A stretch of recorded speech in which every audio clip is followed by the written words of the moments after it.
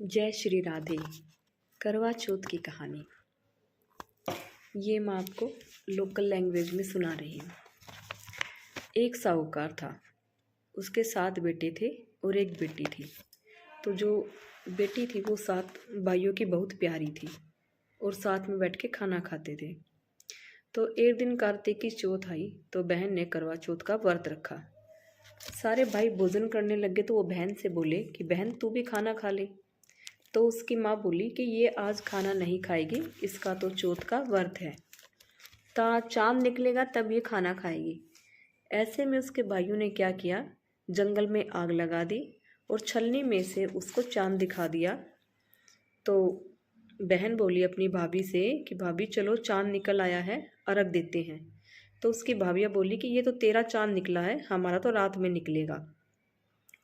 यह सुनकर बहन भाइयों के कहने पर उसने चांद को अर्घ दे दिया और खाने बैठ गई।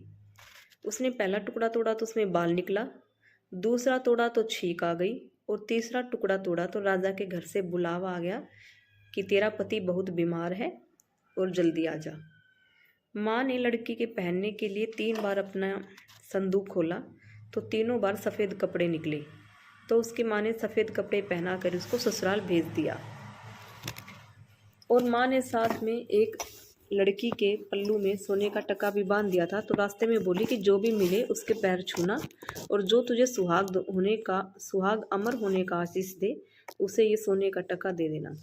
तो लड़की ने पल्लू में गांठ लगा ली और रास्ते में उसे जो भी मिलता उसके सबके पैर पड़ती, पर किसी ने भी उसको सुहाग का आशीष नहीं दिया, आशीर्वाद नहीं दिया। वह ससुराल में पहुंची तो उसकी छोटी ननद दरवाजे में खड़ी थी। तो वो बोली आ जाओ भाभी। तो जैसे ही उसने उसके पैर छुए तो ननद बोली सीली हो, सपूती हो, 7 बेटों की माँ हो और मेरे भाई को सुख होवे। तो उसने क्या किया, वो सोने का टका अपनी ननद को देकर पल्लू में गांठ मार ली। इसके बाद वह अंदर गई तो देखा कि उसका पति तो बीमार पड़ा है। वह उसे लेकर एक कोठरी में पड़ी रहती। उसकी सास उसको खाने को जो कुछ भी देती वो बेचारी उसी में गुजारा करती। ऐसा करते करते उसको अपने पति की सेवा करते करते 1 साल हो गया।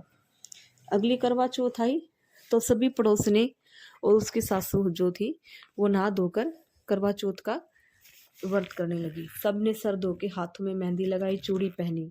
वो बेचारी देखती रही।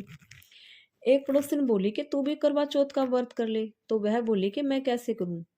तो पड़ोसन ने कहा कि करवा चौथ माता सब ठीक कर देगी, तो व्रत